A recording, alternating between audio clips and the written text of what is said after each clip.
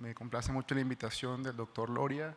Es muy importante para nosotros participar aquí en el segundo Congreso de Infraestructura de Transporte. Es muy importante para países como el nuestro y como el de ustedes, latinoamericanos, que se presenten este tipo de eventos donde se agrupan expertos internacionales y personas interesadas en el tema de infraestructura vial y pavimentos para que no solo asistan en estos eventos, sino que también todos los conocimientos que se imparten traten de asimilarlos e implementarlos en el ejercicio de la práctica de la ingeniería civil del día a día.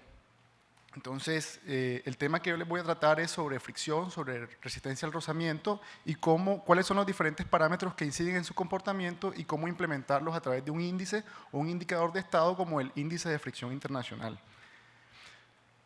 Nosotros tenemos una responsabilidad bastante importante, pues nosotros estamos estudiando el tema de pavimentos e infraestructura vial. La infraestructura vial y los pavimentos condicionan el desarrollo socioeconómico y social de cualquier tipo de región, ya que permiten mejorar la calidad de vida de cualquier región al garantizar el manejo de las diferentes materias primas y mejorando la calidad de vida de los usuarios. En este congreso he visto muchas presentaciones en torno a mejorar los diferentes tipos de materiales, instrumentar pavimentos, diseños de pavimentos acelerados, mejorar los diferentes tipos de materiales y las caracterizaciones de los materiales que utilizamos para construir pavimentos, pero es importante que también tengamos en cuenta a los usuarios, ya que nosotros construimos pavimentos para que ellos sean usados por personas del día a día. Y estas personas del día a día tenemos que buscar la forma de garantizarles la seguridad y la comodidad a la hora de transitar por ellas. Y es importante que nosotros identifiquemos cuáles son los diferentes parámetros que pueden incidir con respecto a esta seguridad de estos usuarios. En 2004 se reportó el Reporte Internacional de Seguridad Vial y de los diferentes accidentes que se presentaban en el mundo. Y presentaron unos resultados bastante alarmantes que hacen que uno se pregunte, nosotros hemos avanzado mucho en términos de ciencia, en términos de conocimiento, sin embargo, a pesar de todos estos avances, todavía encontramos que personas están muriendo en nuestras vías. Y es importante que si nosotros podemos poner un granito de arena para reducir este tipo de accidentes y este tipo de eventos, tenemos que hacerlo. Y yo entiendo que en Costa Rica hace poco implementaron la metodología del IRAP, que es para evaluar la seguridad vial de las vías, pero también hay que identificar otro tipo de parámetros que también pueden contribuir con los diferentes tipos de accidentes. Vemos unos resultados que presentan, este reporte lo pueden encontrar en el link de abajo, eso está en las memorias y después lo pueden leer con mucho más detalle, pero aquí les presento uno de los resultados bastante críticos. Podemos ver que 1.2 millones de muertos se presentan a cada año, y estos por términos de infraestructura vial y por términos de pavimentos. Más de 3.000 personas mueren cada día. 3 personas o 3 niños mueren cada minuto. 50 millones de lesionados y 15 millones por términos de seguridad vial. De no contar, en este estudio reportan que de no contar con diferentes acciones drásticas, en el 2020 estos accidentes se van a incrementar en un 65%. Vemos aquí una tabla que presenta la causa de muertes por fatalidades, muertes por las diferentes causas, y vemos que la seguridad vial o las muertes por accidentes de tránsito representan un porcentaje bastante importante, inclusive mayores que violencia y mayores que muertes por guerra. Vemos que el porcentaje de muertes por temas de infraestructura vial es del 22.8%, que es un resultado bastante alarmante. Vemos que en Latinoamérica, es la línea que vemos gris, en los últimos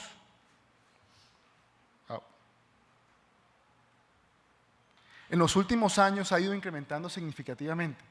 Vemos que de no tomar alguna medida, como vimos anteriormente, ese porcentaje va a aumentar al 48%, y vemos que esos accidentes por lo general se incrementan a medida que aumentamos la velocidad.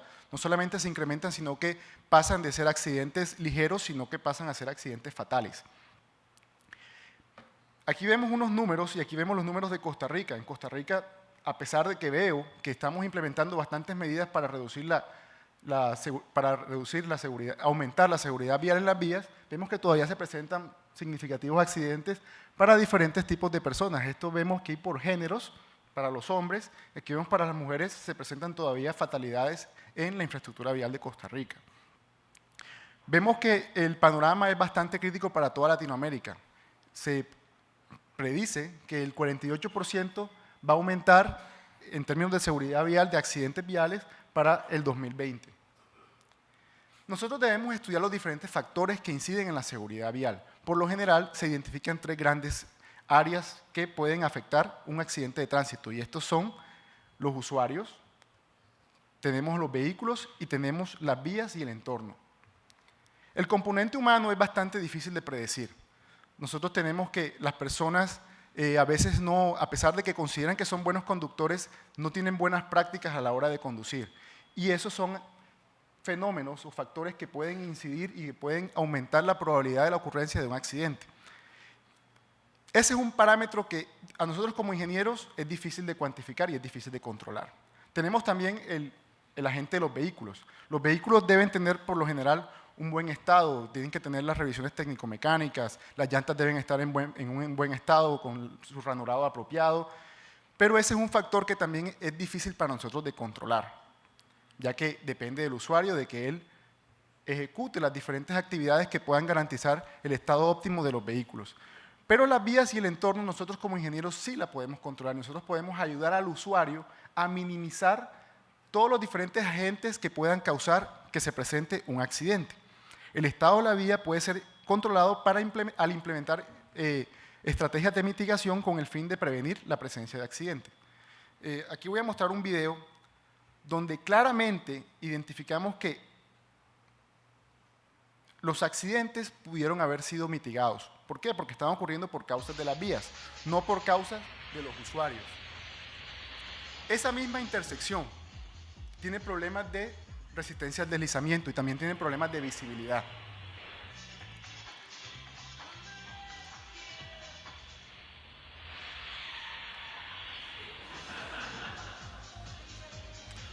Por lo general, la resistencia al deslizamiento solo es un problema cuando las vías están húmedas. Cuando las vías están secas no vamos a tener problemas de resistencia al deslizamiento. Ahí vemos que por lo general la vía está un poco brillante, eso quiere decir que llovió recientemente.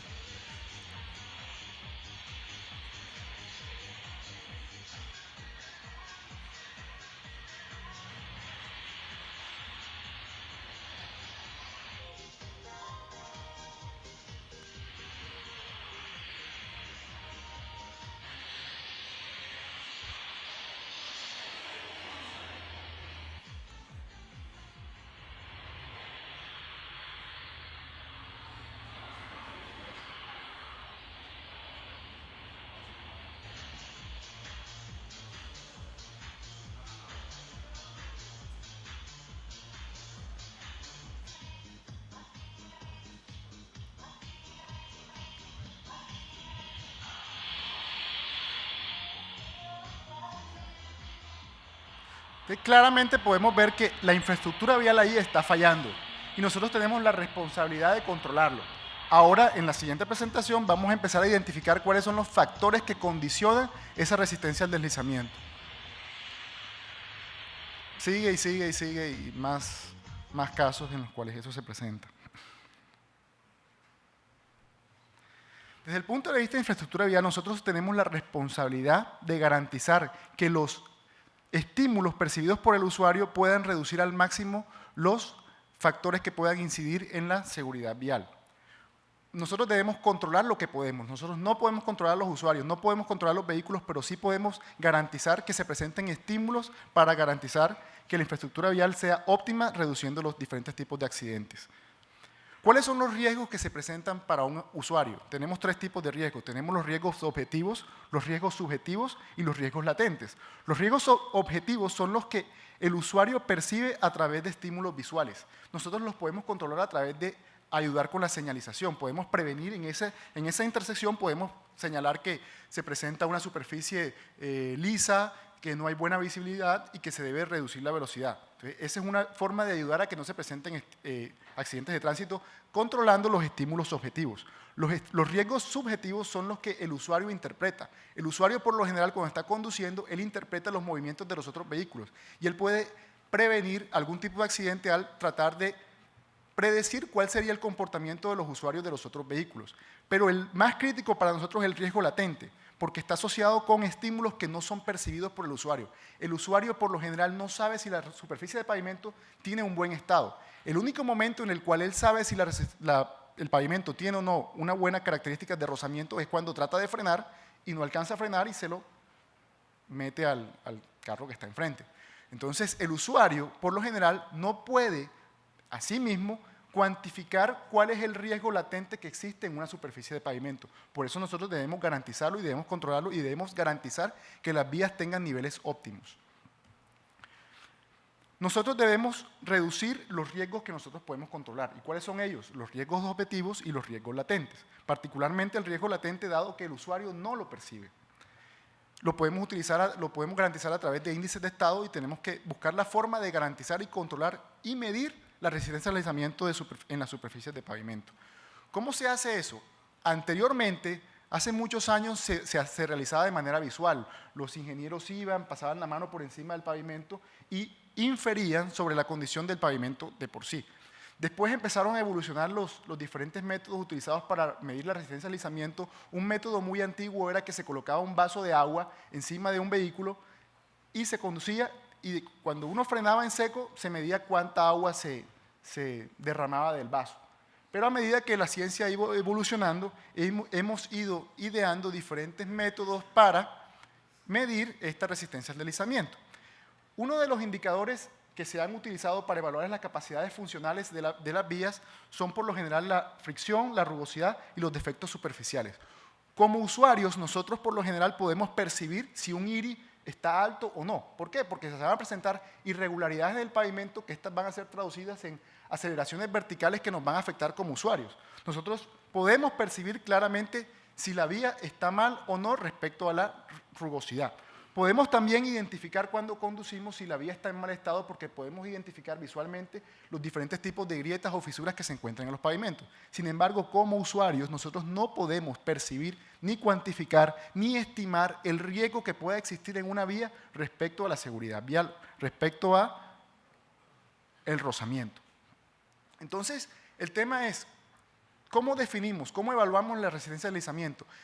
Como ha sido un problema grande que se ha desarrollado a nivel mundial, que lo han identificado alrededor del mundo, se han diseñado diferentes dispositivos capaces de evaluar la resistencia al deslizamiento. Ahora la pregunta es, ¿cómo definimos un umbral? ¿Cuál es el valor mínimo que debemos definir para nuestras vías para que puedan garantizar esa seguridad vial de la que tanto hemos hablado? Hemos identificado y hemos entendido que esa resistencia al deslizamiento, esa fricción, va a cambiar con respecto a la velocidad. Y se han diseñado diferentes dispositivos para poderla cuantificar, para poderla evaluar. Entonces la idea es identificar unos umbrales que nos pueden a nosotros permitir identificar en qué momento debemos intervenir la vía para garantizar todas esas capacidades funcionales respecto a la seguridad vial que nos puede brindar una superficie de pavimento. Pero identifiquemos qué es la fricción. Es un concepto básico que aprendimos en nuestros primeros cursos de ingeniería, pero sin embargo a veces no lo entendemos completamente. ¿Qué parámetros inciden en la fricción? Tenemos que identificar la fricción en superficie de pavimento es muy diferente a la fricción que podemos encontrar en otro tipo de fenómenos. Porque, por lo general, cuando nosotros evaluamos la resistencia al deslizamiento, la evaluamos bajo condiciones de contaminación. Cuando hablo de contaminación, hablamos de condiciones de humedad. Siempre la vamos a evaluar cuando el pavimento esté húmedo. O sea que tenemos que garantizar que esa superficie esté bajo esas condiciones. La definición de la resistencia del deslizamiento la podemos encontrar como la fuerza desarrollada en la interfase de las llantas y el pavimento cuando éstas son sujetas a un bloqueo parcial o total en la presencia de un agente contaminante, por lo general nieve o por lo general agua. En nuestra condición latinoamericana siempre va a ser bajo condiciones húmedas o bajo condiciones de agua. La resistencia del deslizamiento es un parámetro, o el coeficiente de fricción es un parámetro abstracto, es utilizado para expresar la proporcionalidad que existe entre una fuerza vertical y una fuerza horizontal que se desarrolla en una interfase entre dos objetos que están en contacto. Sin embargo, por lo general nosotros asociamos esa característica como propiedad de una superficie, y eso es equivocado. La resistencia al deslizamiento, la fricción, es un parámetro cuantitativo que se utiliza para evaluar la interacción entre dos superficies que están en contacto. No es lo mismo poner en contacto una lija con otra lija que una lija con un jabón. Entonces nosotros tenemos que garantizar que al momento de evaluarlo estandaricemos las medidas para que sí nos pueda dar un indicador útil que nos permita cuantificar la superficie del pavimento. Las clásicas leyes de fricción no aplican para la resistencia al deslizamiento en superficies de pavimento. ¿Por qué? Porque nosotros la evaluamos bajo condiciones húmedas. La ley que de verdad aplica fue desarrollada en 1930 por Tomlinson and Hardy, y él identifica que la resistencia al deslizamiento está modelada básicamente por dos componentes principales. Uno, el componente de la adhesión, y otro, el componente de la histeresis o la histéresis. Uno es un componente molecular que evalúa la interacción molecular entre las partículas del caucho de la llanta y la superficie del pavimento, y el otro evalúa la interacción mecánica que existe entre las partículas de las dos superficies que están en contacto. En condiciones secas, la fricción nunca es un problema. Para nosotros va a ser crítica porque vamos a estudiar el coeficiente de fricción en condiciones húmedas.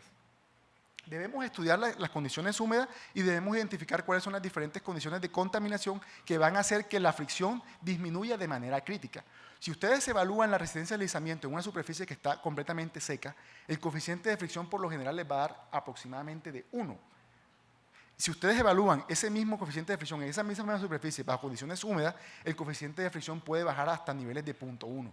Entonces podemos ver que a pesar de que en condiciones secas la superficie sea segura, cuando es húmedo la resistencia al deslizamiento puede disminuir dramáticamente. Es importante evaluar la capacidad de drenaje que existe en la interfase entre la llanta y el pavimento. Ese es el parámetro más crítico y ahorita voy a profundizar en ese tema. ¿Por qué? Porque se va a presentar el fenómeno de hidroplaneo. El fenómeno de hidroplaneo es cuando el vehículo va a una cierta velocidad en condiciones húmedas y de repente el vehículo pierde completo control del vehículo, lo que vimos en el video. El vehículo perdió completamente el control del vehículo y se deslizó. Eso pasa cuando existe una pequeña película de agua y vamos tan rápido que se pierde el contacto directo entre la llanta y la superficie del pavimento. Este fenómeno se empezó a presentar alrededor del mundo en diferentes vías, en diferentes carreteras, en diferentes aeropuertos. Y gracias a eso, diferentes programas como la NASA, la FAA, los diferentes DOT de los Estados Unidos y Transport Canada pusieron juntos diferentes proyectos de investigación para poder entender cuáles son los parámetros que inciden y determinan cómo se va a comportar la resistencia al deslizamiento en una superficie de pavimento. La resistencia al deslizamiento juega un papel fundamental en la seguridad vial, tanto en carreteras como en aeropuertos. Hay que garantizar que se presenten condiciones óptimas que garanticen el funcionamiento de ambos tipos de infraestructura.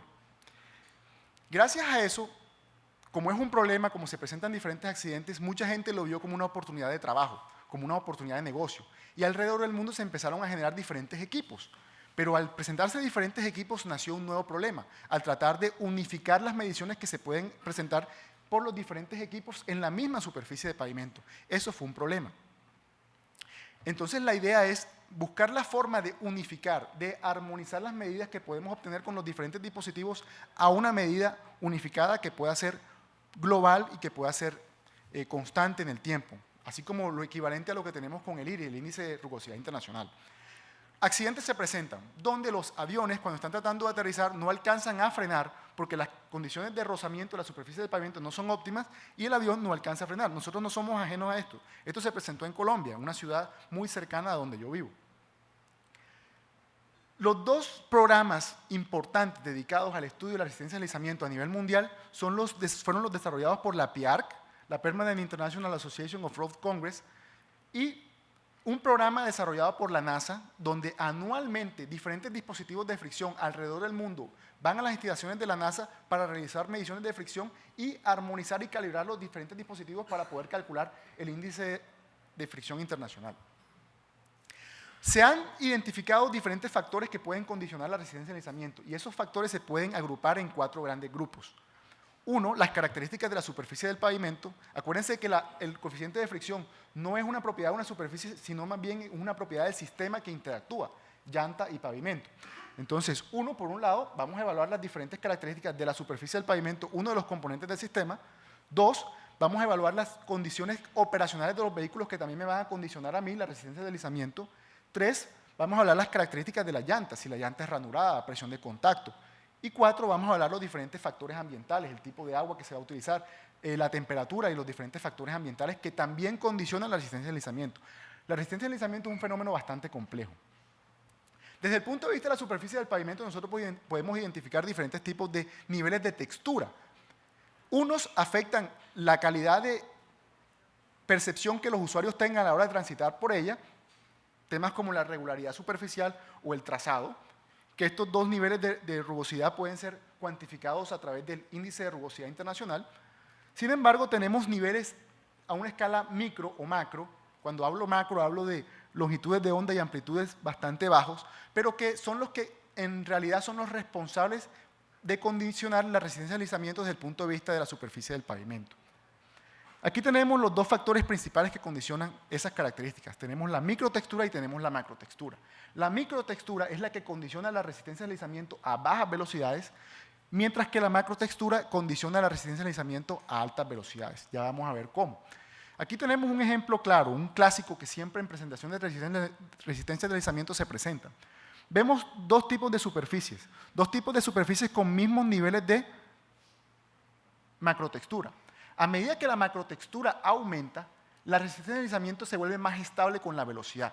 Entonces nosotros tenemos que establecer umbrales, no solo de fricción, sino también de macrotextura, porque la macrotextura es la que en realidad va a garantizar que la fricción sea estable a medida que aumentamos la velocidad. Antiguamente o históricamente la resistencia al deslizamiento se ha evaluado con un dispositivo bastante popular a nivel mundial, como es el péndulo británico. Sin embargo, ese péndulo británico solamente es capaz de evaluar la resistencia al deslizamiento a velocidades muy bajas, 13 km por hora, lo cual no es representativo de las velocidades operativas de las diferentes autopistas. Por eso es necesario que ya que hemos establecido que la vamos a hablar con el péndulo, también realicemos mediciones de macrotextura para poder estimar cómo sería el comportamiento de esa fricción a diferentes niveles de velocidad. Existen diferentes indicadores de estado utilizados para caracterizar los niveles de rugosidad. Para microtextura podemos utilizar el péndulo británico y podemos utilizar también el Dynamic Friction Tester. Es el dispositivo estipulado por la ASTM para el cálculo del índice de fricción internacional. Para la macrotextura tenemos también diferentes parámetros que pueden ser utilizados. Entre ellos tenemos el MPD, Mean Profile Depth, y el Mean Texture Depth. El Mean Texture Depth creo que es bastante común en países latinoamericanos porque es evaluado con el parche de arena. Sin embargo, a medida que ha avanzado la tecnología, también podemos caracterizar esa macrotextura utilizando perfilómetros láser a escala pequeña. Y también tenemos el índice de rugosidad internacional, que es el que es utilizado para medir la megatextura o la rugosidad del pavimento. Este es un dispositivo, el Dynamic Friction Tester, que es capaz de evaluar la fricción en un amplio rango de velocidades. Sin embargo, el parámetro que se utiliza para caracterizar el índice de fricción internacional, que ya les voy a dar en detalle más adelante, es la velocidad que se reporta a 20 km por hora.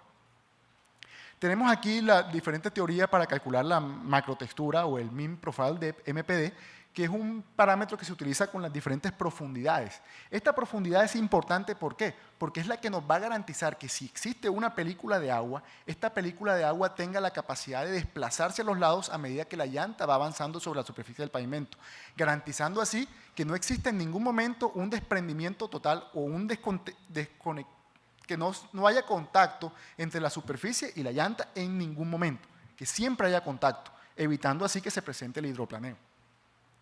Estas son diferentes imágenes, incluí muchas imágenes en la presentación, ahorita vamos a ver los diferentes dispositivos que existen a nivel mundial para poder caracterizar la resistencia al deslizamiento.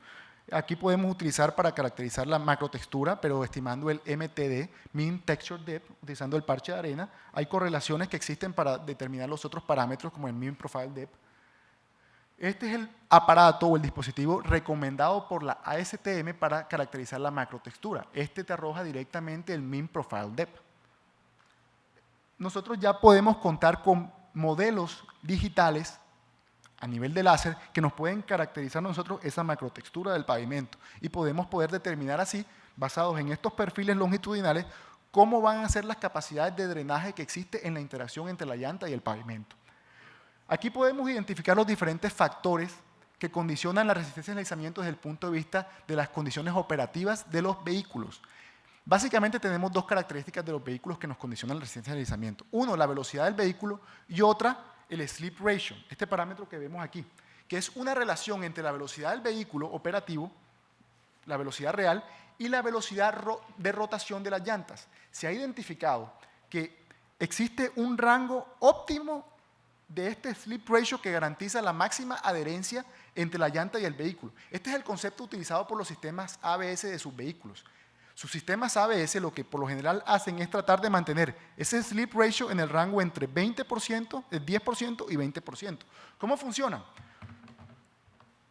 Esta condición es cuando la rueda está rodando libremente, no hay ningún tipo de freno. Y 100% es cuando la llanta está completamente bloqueada. Entonces lo que sus dispositivos de freno hacen es que aplican un freno, nos movemos en esta curva, cuando pasamos el 20% su freno automáticamente libera la presión y se devuelve. Y entonces empieza a iterar, freno, relaja, freno, relaja, freno, relaja. Obviamente eso es muy rápido y ustedes no lo pueden hacer manualmente. Entonces el sistema internamente está controlando las presiones de las válvulas. Por eso cuando ustedes frenan abruptamente sienten una vibración en su pedal. No se asusten, manténganla presionada porque si no la mantienen presionada, entonces el sistema no va a hacer para lo que fue diseñado. Aquí vemos que el comportamiento con respecto al slip ratio y con respecto a la velocidad tiene un comportamiento tridimensional. Entonces hay que buscar la forma, hay que buscar los modelos que permitan caracterizar y modelar este comportamiento respecto a la resistencia al deslizamiento. Aquí vemos lo que pasa cuando una llanta empieza a frenar hasta que se bloquea completamente. Aquí hay diferentes indicadores. Vemos el evento, vemos cuando se relaja, se suelta la llanta para poder humedecer la llanta antes de bloquearla. Vemos aquí la fricción. Miremos aquí, el carro iba rodando libremente, se aplica el freno de la llanta. Vemos que a medida que ese slip ratio va creciendo, va llegando hasta un pico. Aquí es cuando el slip ratio estaba en el rango del 10 al 20%, y aquí vemos que la llanta se bloquea completamente y es cuando se presenta el coeficiente de fricción más bajo, que ese es el que nosotros estamos tratando de determinar con algunos diferentes tipos de dispositivos. Ahora les voy a hablar de los diferentes dispositivos y cuál es la situación que ellos están tratando de predecir. Este es el comportamiento tridimensional de la resistencia al deslizamiento con respecto a las características operativas del vehículo, tanto la velocidad como el slip ratio, la tasa de bloqueo. Aquí vemos una gráfica interesante donde se muestra el efecto de la superficie. Cuando nosotros evaluamos en el mismo pavimento, un pavimento seco y un pavimento húmedo, vemos cómo el coeficiente de fricción disminuye dramáticamente. Medimos aquí el coeficiente de fricción en una superficie seca a diferentes velocidades y en esa misma superficie lo medimos en condiciones húmedas. Vemos que el coeficiente de fricción pasa de 0.65 a 0.3. Hay una reducción de más del 100%. También vemos aquí el efecto de las llantas, cuando utilizamos llantas lisas y llantas con algún tipo de labrado. Obviamente cuando tenemos llantas lisas el coeficiente de fricción va a ser mucho menor. Obvio, esos dos parámetros lo que están haciendo es garantizando que haya drenaje en la interacción llanta-pavimento. A medida que tengamos una superficie lisa y tengamos una llanta lisa, va a ser la condición más crítica. Eso es lo que no queremos. Nosotros siempre queremos garantizar que exista drenaje en esa interacción, siempre buscando impedir que se desarrolle el fenómeno del hidroplaneo. Aquí vemos el efecto de superficies completamente lisas.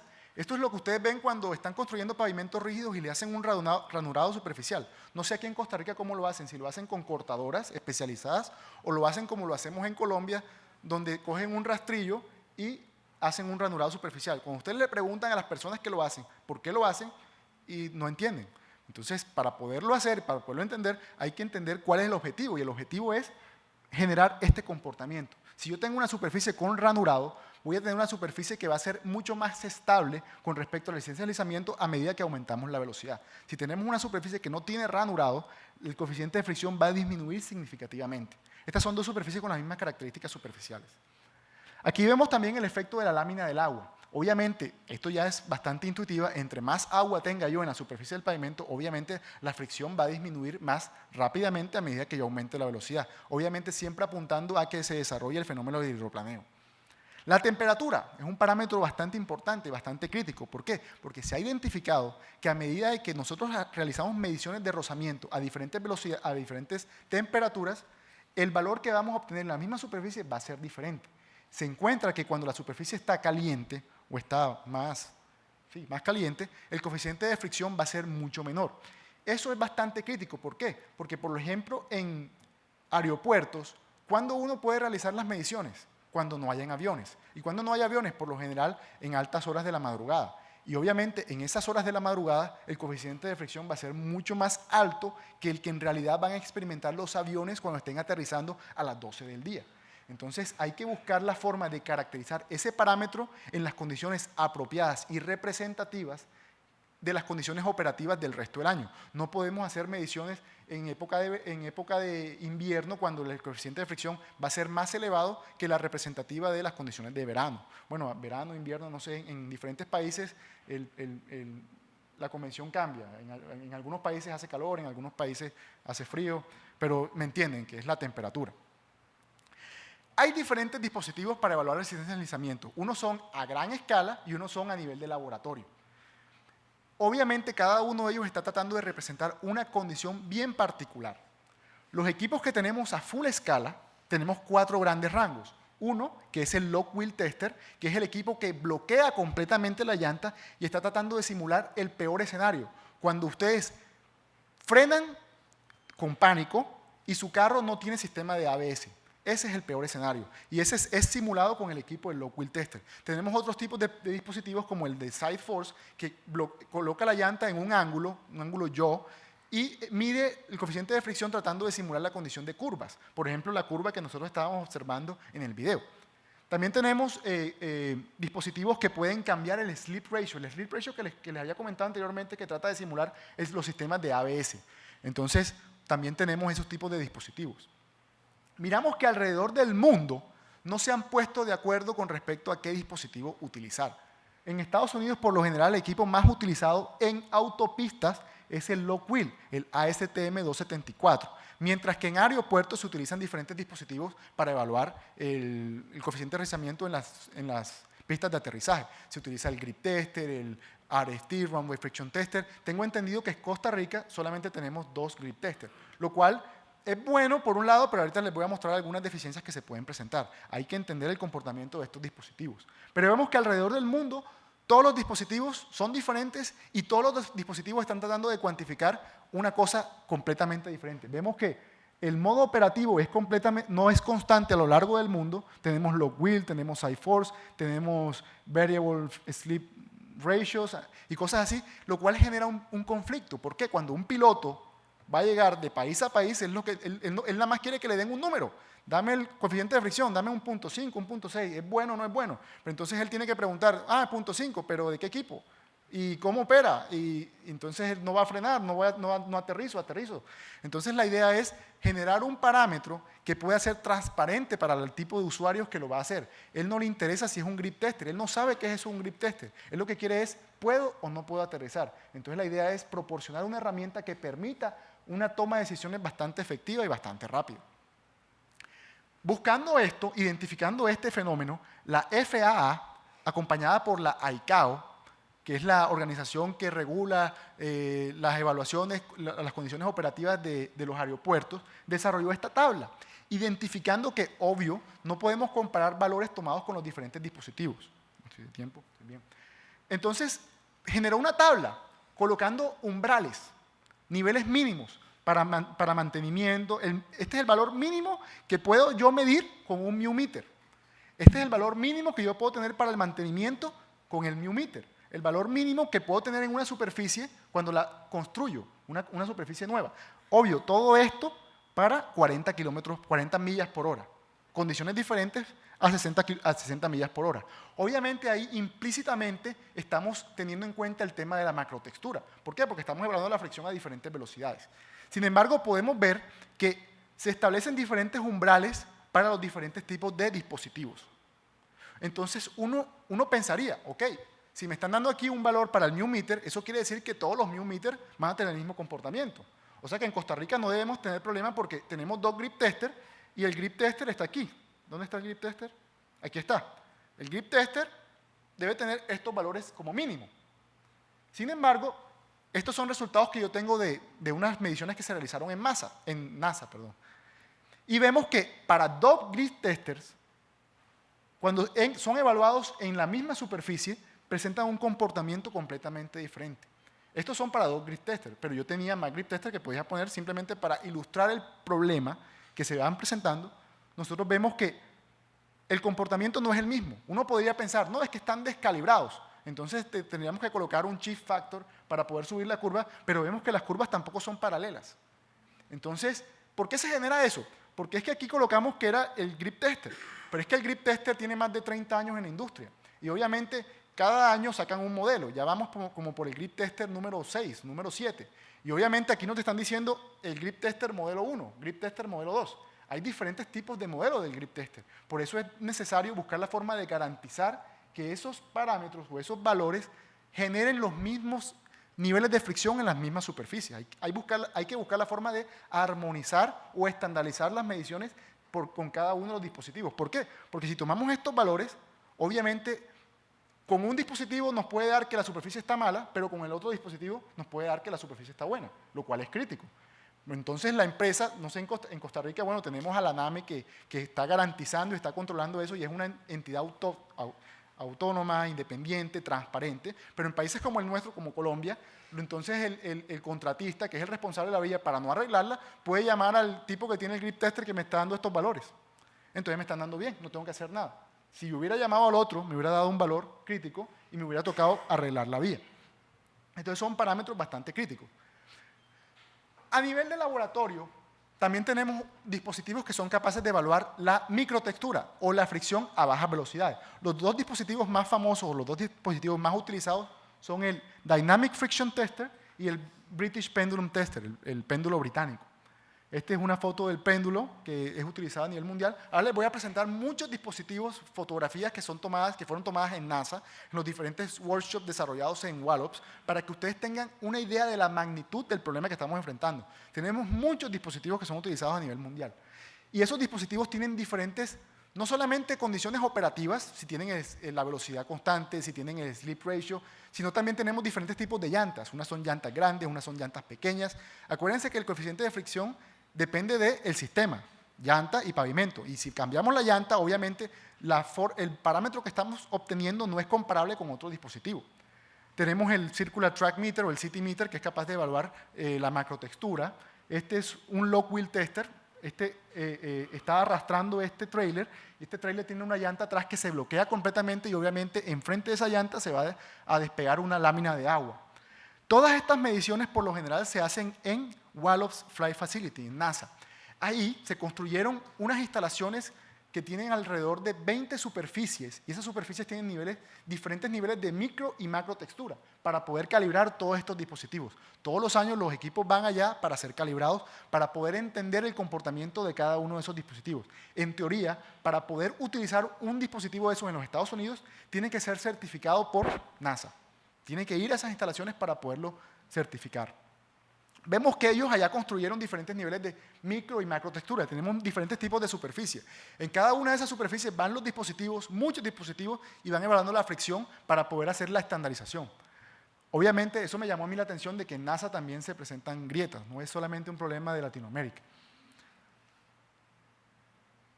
Diferentes tipos de niveles de micro y macro textura. Muchas superficies, diferentes niveles de macrotexturizado para pavimentos rígidos. Vemos que aquí sí hacen el ranurado como debe ser, no con un rastrillo. Ellos aquí lo cortan.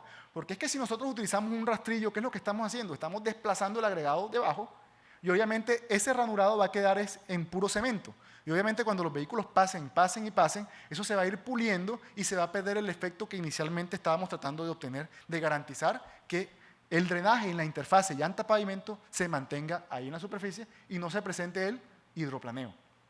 Miren, se evalúa también no solo el ranurado, la profundidad del ranurado, sino la frecuencia del ranurado, para evaluar cómo eso incide en la resistencia de deslizamiento. Vemos que existen muchos dispositivos. Este es un dispositivo canadiense que obviamente tiene solamente una llanta y aquí ven el dispositivo para humedecer la llanta. Esto baja y garantiza que el agua sea constante. Un ejercicio importante que podrían hacer aquí en Costa Rica es tomar los dos grip testers y verificar si el nozzle o el dispositivo para humedecer las llantas es igual, porque él ha cambiado año a año. Antes era como un hose, una manguera, que no garantizaba que la lámina de agua fuera constante en la llanta, pero se dieron cuenta del error y en los nuevos modelos lo han ido colocando más plano para garantizar que esa lámina de agua sea constante. Ahí vemos un tipo de dispositivo para que puede humedecer la llanta antes de que ella se bloquee. Este es el dispositivo, pues el de oro, el que hace de todo, es el dispositivo de NASA. Este dispositivo puede cambiar las fuerzas verticales, puede cambiar los split ratio de manera variable, y es un dispositivo bastante complejo. Aquí vemos los diferentes dispositivos que son utilizados uno detrás de otro para realizar las mediciones en NASA para poder realizar la estandarización. Vemos que tenemos desde el aparato del TU, tenemos los wheel tester, tenemos RFT y todos van haciendo mediciones una tras de otra. Diferentes tipos de llantas, llantas lisas, llantas ranuradas, todas buscando entender cuál es el impacto o el efecto que cada una de ellas pueda tener en la superficie de pavimento, en la resistencia al deslizamiento del sistema llanta-pavimento. Más dispositivos para humedecer las llantas. Aquí podemos ver detalles de esos dispositivos. Este es un skidometer, un equipo bastante popular en Europa, Noruega. Este es un RFT. Este es un dispositivo que no parece que hiciera nada, pero debajo es que tiene la llanta. Es una llanta bastante pequeña que cuando uno hunde el botón, la llanta baja y empieza a medir la resistencia al deslizamiento, garantizando así que la fuerza vertical se mantenga constante. Un problema que tenemos con los grip testers, que los grip testers son un trailercito que va detrás del vehículo y si encontramos una superficie rugosa, ese trailercito va a empezar a brincar arriba y abajo. O sea que es difícil garantizar la fuerza vertical en la interfase. En estos dispositivos sí se garantiza esa fuerza vertical. Es un poco más controlado. Ahí tenemos la llanta.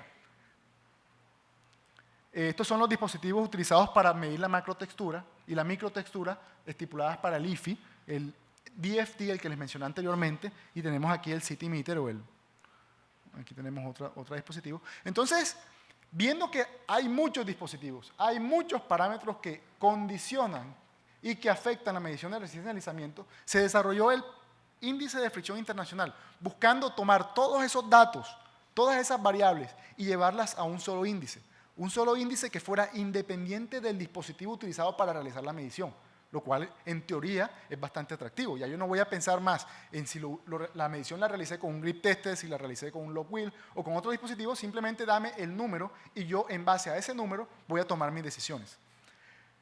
La comparación directa de valores de fricción evaluados por diferentes dispositivos es inapropiada, tal y como lo hemos visto. Nosotros debemos, si queremos comparar mediciones con diferentes dispositivos, tenemos que transformarlos, llevarlos al IFI y después realizar la comparación en base a los parámetros ya estandarizados. Entonces, el International Friction Index, definido por la norma ASTM 1966, es utilizado como el estándar para comparar mediciones obtenidas con diferentes dispositivos de fricción. Fue desarrollada en el experimento desarrollado en los años 90 en PIARC, en 2 países. Fue desarrollado en España y en Bélgica. Fueron más de 100 dispositivos alrededor del mundo, realizaron mediciones y todas esas mediciones fueron procesadas y se desarrolló el índice de fricción internacional. ¿En qué se basa? Esta es una diapositiva un poquito compleja, pero ya les voy a explicar. El índice de fricción internacional consiste en 2 parámetros fundamentales, el parámetro F60 y el parámetro del SP, o la constante de velocidad. El IFI se basa en un principio fundamental. Él dice que la fricción a bajas velocidades depende exclusivamente de la microtextura del pavimento, pero a altas velocidades depende exclusivamente por la macrotextura. Entonces, ¿qué dice? Que ustedes pueden obtener la fricción a cualquier velocidad, y si obtienen una medición de la macrotextura, pueden utilizar un parámetro para poderse mover libremente en esta curva y poder predecir la fricción a cualquier velocidad, utilizando el speed constant. Yo he realizado bastante investigación que no necesariamente corrobora en estos conceptos. Yo se los puedo entregar más adelante si me lo solicitan, pero tal y como está el estándar hoy, establece eso, que la microtextura está definida por la fricción a baja velocidad, está definida por la microtextura, y una vez yo tenga la fricción a cualquier velocidad, yo me puedo mover libremente por esta curva utilizando el speed constant. Y el speed constant depende exclusivamente de la macrotextura del pavimento. Entonces, ¿cómo se calibra eso? ¿Cuál es el método para calibrar? Es un proceso muy sencillo, pero un poco tedioso. Para poderlo realizar, se necesita unas pistas como las que les mostré en NASA. ¿Qué se hace? Obviamente este es el principio. Si yo mido la fricción a cualquier velocidad, yo me puedo desplazar libremente en esta curva de velocidad siempre y cuando yo conozca la macrotextura. Lo que yo les dije inicialmente al principio de la presentación. Ustedes podrían evaluar la fricción con el péndulo, pero lo tienen que amarrar también a mediciones de macrotextura para poder caracterizar apropiadamente el comportamiento de la fricción a diferentes velocidades. La forma como se calibra el IFI es la siguiente. Yo realizaría mediciones de fricción a una velocidad determinada con mi dispositivo de gran escala, ¿cierto? De gran escala. Aquí está. Con mi grip tester voy a medir la fricción en 10 superficies diferentes y esas 10 superficies diferentes tienen que tener diferentes niveles de macro y microtextura. Yo voy a medir la fricción en cada una de esas superficies. Después, como yo la mido a cualquier velocidad, yo voy a utilizar la macrotextura de ese pavimento para transformar cada una de esas fricciones a una velocidad de 60 km por hora. Entonces, ¿cómo la transformo? Con esta ecuación. Yo mido la fricción a cualquier velocidad, pero utilizando esta ecuación, aquí tengo la S, que es la velocidad a la cual yo lo medí, yo puedo transformar esa fricción a esa velocidad X dada, utilizando el SP o las propiedades de la macrotextura del pavimento, yo lo llevo a la fricción a 60 km por hora, ¿cierto? Entonces voy a tener la fricción a 60 km por hora de las diferentes 10 superficies de mi dispositivo. 1, 2, 3, 4, 5, 6, 7, 8, 9, 10. Y en paralelo tengo que medir la fricción con el equipo estándar, el equipo de referencia. ¿Cuál es ese equipo de referencia? El DFT. Entonces yo tengo que medir con el DFT la fricción a 20 km por hora utilizando esta ecuación, la ecuación estipulada por la STM. Entonces yo mido la fricción con mi DFT en esas 10 superficies también, ¿cierto? Y finalmente, cuando yo tenga esos dos parámetros, realizo una correlación simple, un modelo de regresión lineal simple, y determino los parámetros A y B, que son los parámetros que van a ser característicos de mi aparato, de mi grip tester, de mi RST. Una vez yo tenga estos dos parámetros, estos son los dos parámetros de mi calibración, son los parámetros que me van a permitir a mí determinar el índice de fricción internacional en cualquier otra superficie. Entonces, ese es el proceso de calibración del índice de fricción internacional. Conclusiones. La resistencia al deslizamiento es un fenómeno bastante complejo. Identificamos que está condicionado por parámetros de la superficie, por condiciones operativas de los vehículos, por condiciones ambientales, condiciones de las llantas, depende de muchos parámetros. Entonces la idea es buscar la forma de, primero, entenderlas y después buscar la forma de transformarlas a un parámetro único que nos permita a nosotros, de una manera eficiente, tomar decisiones. La macrotextura juega un papel fundamental en la resistencia al deslizamiento. Es importante que en nuestros sistemas de gestión de pavimento evaluemos ese parámetro, ya que condiciona la seguridad vial a altas velocidades. No basta solo con evaluar la fricción a una velocidad. Tenemos que acompañarla con mediciones de macrotextura para poder predecir el comportamiento de la fricción a diferentes velocidades. Usar el péndulo, si medimos la macrotextura, si no, no. Solamente el péndulo no es suficiente. ¿Qué equipo debemos utilizar? Pues yo no soy nadie para recomendar un equipo porque si digo uno, el dueño del otro equipo va a decir que yo no sé nada. Entonces eso es una competencia, eso es un problema de industria. Todo el mundo dice que su equipo es el mejor. Entonces, bueno, si tenemos muchos equipos, cada uno tiene sus cualidades, tiene sus beneficios. La idea es, si yo tengo este equipo, buscar la forma de calibrarlo de manera que me dé un indicador universal, ¿cierto? No hay un equipo mejor que otro. ¿Son estas evaluaciones representativas? ¿Será el valor que yo mido con estos aparatos el mismo que me va a condicionar si yo, cuando maneje mi carrito, voy a poder frenar apropiadamente? No necesariamente. ¿Por qué? Porque obviamente yo les hablé de que la resistencia al deslizamiento es un parámetro de un sistema, de unas condiciones particulares. Cuando yo lo evalué con mi dispositivo, yo lo evalué con una presión de inflado, lo evalué con un tipo de llanta estandarizada, lo evalué con unas condiciones de ranurado controlado. Mi aparato, mi equipo, mi vehículo no tiene esas condiciones, van a ser completamente diferentes. Entonces, no necesariamente el número que yo obtenga con mi dispositivo va a poder ser el representativo de las condiciones normales de los usuarios. ¿Pero por qué lo hacemos? Porque es un valor de referencia para poder determinar si la superficie está en un nivel adecuado o no. No pueden ser valores utilizados en corte para decir que yo debía haber frenado o la distancia no era la apropiada. Es un tema bastante sensible, bastante sensitive. ¿Qué podemos hacer respecto a la calibración? Debemos contar con superficies. No sé si es viable que aquí en la NAME construyamos las diferentes superficies con diferentes niveles de textura. De pronto, aquí tenemos un grupo bastante activo, bastante dinámico que está tratando de profundizar esos temas. Sería interesante tenerlo, ya que es importante poder garantizar cómo se va comportando la fricción con respecto al tiempo. Y no queremos atribuir esos cambios a descalibraciones de mi equipo, ¿cierto? Porque yo utilicé hoy mi equipo en el 2013 y lo utilizo el otro año y de pronto me dio un nivel más bajo, pero no necesariamente porque la superficie cambió. Simplemente fue porque mi equipo algo le pasó, se descalibró y no tengo yo forma de garantizar que las condiciones eran las mismas o no. Entonces hay que buscar la forma de buscar algún tipo de patrón de referencia que me permita a mí garantizar que mi equipo sí estaba calibrado o no. Evitemos los problemas, utilicemos indicadores universales como el IRI en rugosidad, utilicemos parámetros universales como el índice de fricción internacional. La resistencia al deslizamiento es susceptible a cambios de temperatura. No realicemos mediciones en condiciones que no van a ser representativas de los usuarios. Si vamos a realizar mediciones y tenemos algunas restricciones, realicémosla en las condiciones más críticas, cuando la temperatura es más caliente. No realicemos las mediciones cuando la temperatura es más baja. ¿Cuándo hacerla? Obviamente en el verano. En los aeropuertos por lo general se hace de noche, lo cual no es representativo.